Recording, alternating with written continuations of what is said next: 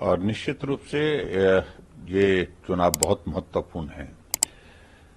लेकिन मैं एक बात मैं जरूर कहना चाहता हूं कि इस बार आपने देखा हो कि जनादेश जिस तरह से हिमाचल प्रदेश में लोकसभा के चुनाव के दौरान आया है, हम 68 में से 61 सीटों में बढ़त हासिल किए हैं। चारों लोकसभा कांग्रेस की सरकार होने के बावजूद हिमाचल प्रदेश में जीते हैं। और ये 3 उपचुनाव जो लोकसभा के चुनाव के साथ कराए जा सकते थे, लेकिन सिर्फ दबाव और प्रभाव का इस्तेमाल करने के लिए मुख्यमंत्री जी ने ये चुनाव लोकसभा के चुनाव के साथ नहीं होने दिए। और अब जिस प्रकार से इन चुनावों को प्रभावित करने का प्रयत्न कर रहे हैं, कई तरह की घोषणाएं, कई तरह के प्रलोभन देने की कोशिश कर रहे हैं। और क्योंकि मुख्यमंत्री की पत्नी भी चुनाव लड़ रही है एक विधानसभा क्षेत्र से, ये बड़ा दिलचस्प है।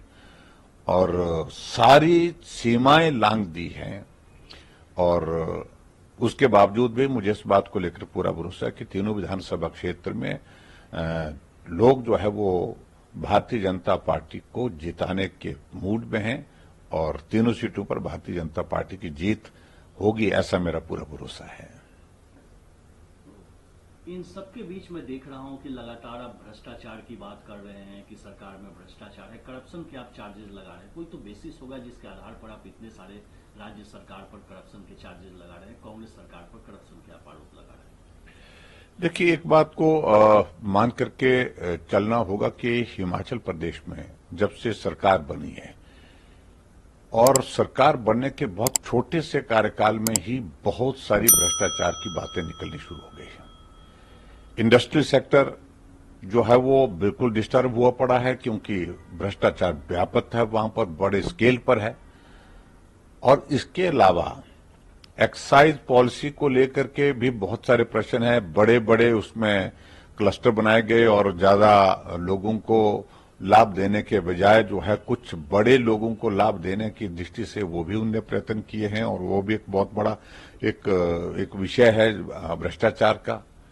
और इसके अलावा जिस प्रकार से हिमाचल प्रदेश में पिछली बार त्रासदी आई, और त्रासदी के दौरान जो है पूरे हिमाचल प्रदेश में क्रशर बंद कर दिए, और लेकिन कुछ चुनिंदा लोगों के क्रशर उसके बावजूद उनको लाभ देने के लिए जो है वो चलाए रखे, और जिसमें मुख्यमंत्री के निजी आदमी वहां पर उस सारी चीज में हम देख रहे हैं कि वो शामिल हैं, जो उनके नजदीक के आदमी हैं। और इसलिए एक बार नहीं अनेकों बार मुख्यमंत्री के कार्यालय में भ्रष्टाचार के आरोप, गंभीर आरोप, एक बार नहीं अनेकों बार कई लोगों ने लिखित रूप से शिकायतें भी की हैं।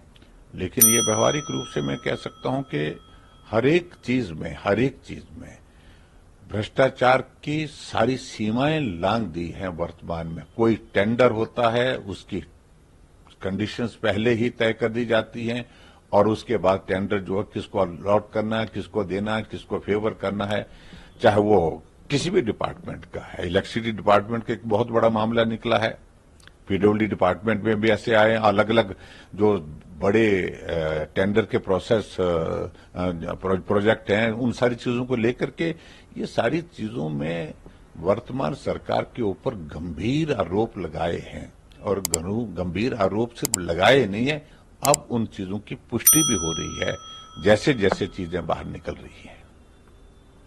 बीच राहुल गांधी ने कल मणिपुर का दौरा किया, और उन्होंने प्रधानमंत्री से अर्ज किया है कि आप मणिपुर तो आइए, यहाँ के हालात को तो देखिए।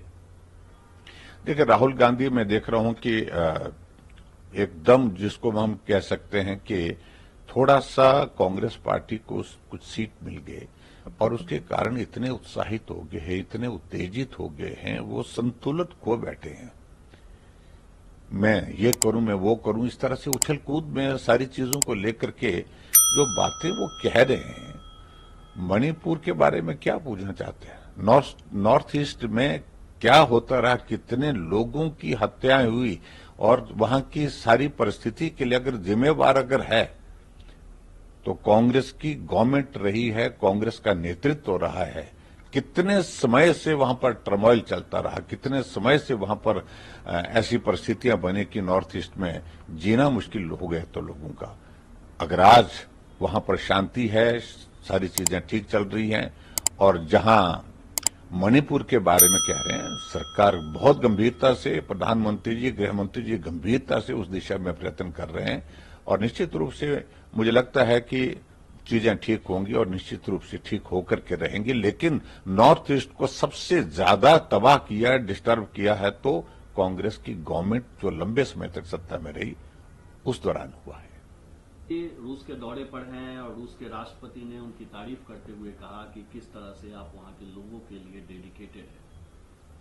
देखिए, ये हम सब के लिए गौरव का विषय है कि नरेंद्र मोदी जी जिस प्रकार से देश के लिए काम कर रहे हैं और पिछले एक दशक में जो काम किया है और उस दशक की जो काम की सारी चीजें जिस प्रकार से आपने देखा होगा कि तीसरी बार उनको देश का प्रधानमंत्री बनने का सौभाग्य प्राप्त हुआ। ये 60 वर्षों के पश्चात पहली बार कोई एक व्यक्ति लगातार 3 बार प्रधानमंत्री बने। देश के अंदर तो उनके प्रति सम्मान है ही है और जो काम करने का जो डेडिकेशन पूरा देश उस बात को मानता है, लेकिन पूरी दुनिया मोदी जी को इस सारी चीज के लिए मानती है। जैसे रशिया में जाकर के वहां के राष्ट्रपति ने जिस प्रकार से उनका सम्मान करते हुए अपने शब्दों के माध्यम से जाहिर किया कि जिस डेडिकेशन के साथ आप काम करते हैं तो आप साधुवाद के पात्र हैं, उनको बधाई दी और उनकी प्रशंसा की।